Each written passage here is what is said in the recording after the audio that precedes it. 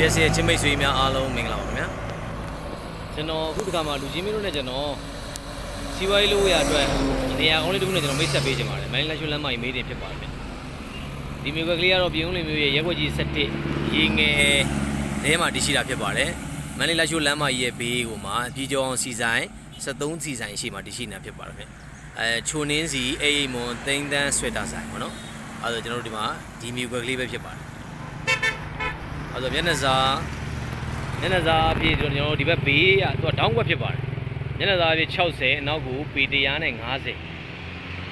ဒါတော့ကျွန်တော်တို့အောက်ကဒီရက်ကွက်ထဲကိုဝင်တဲ့လမ်းပေါ့နော်နောက်မှလည်းအိမ်ကောင်းနေတယ်အဓိကတော့ကျွန်တော်တို့ကဒီလမ်းကမန်နီလက်ရှိလက်မယူမေးတင်တာဖြစ်တဲ့ကြောင့်လူကြီးမင်းတို့စီးပွားရေးလုံးမယ်ဆိုရင်တော့အရန်တင့်တော်တဲ့အနေထားပေါ့နော်ဒီမှာကျွန်တော်တို့အရှိမလဲ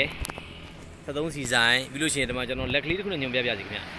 ဒီနားမှာရှိနေတဲ့အဆောက်အဦအကြီးရောက်ဒါ Hotel Maryland ဖြစ်ပါတယ်နော်ဒါတော့လူကြီးမတို့ခုလက်ရှိမြင်တွေ့နေရတော့ရှေးပရိသမြေ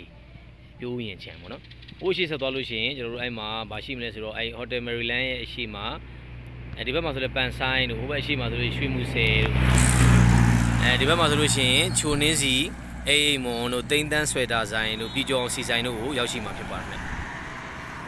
မျက်နှာစာအဖြစ်တော့သူက60တင်ပြီးတော့မှအနောက်အတွင်းကိုတော့ပေ150မျက်နှာစာ60နောက်ကိုပေ150အရှိလက်တောင်လှည့်ဖြစ်ပါတယ်ခင်ဗျာ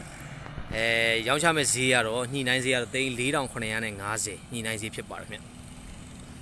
လူချင်းမျိုးအနေနဲ့အသေးစိတ်သိချင်တာများရှိရင်တော့ကျွန်တော်ဖော်ပြပေးထားတဲ့ဖုန်းနံပါတ်တွေတစ်ဆင့်ကြော်ဆက်သွယ်မေးမြန်းစုံစမ်းနိုင်ပါတယ်ခင်ဗျာချိန်ပေးကြည့်ရှုပေးကြတဲ့ချစ်မိတ်ဆွေကြီးတူးချင်းတယောက်ချင်းစီတိုင်းကိုထူးပင်ကျေးဇူးတင်ရှိပါတယ်ခင်ဗျာကျွန်တော်ရဲ့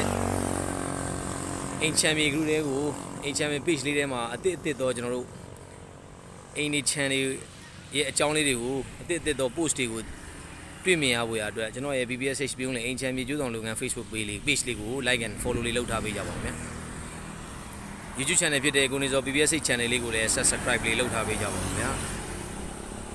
ချစ်မိတ်ဆွေကြီးတူးချင်းတယောက်ချင်းတိုင်းကိုအထူးပင်ကျေးဇူးတင်ရှိပါတယ်ခင်ဗျာကိုစိတ်နှဖျားကျမ်းမာချမ်းသာကြပါစေ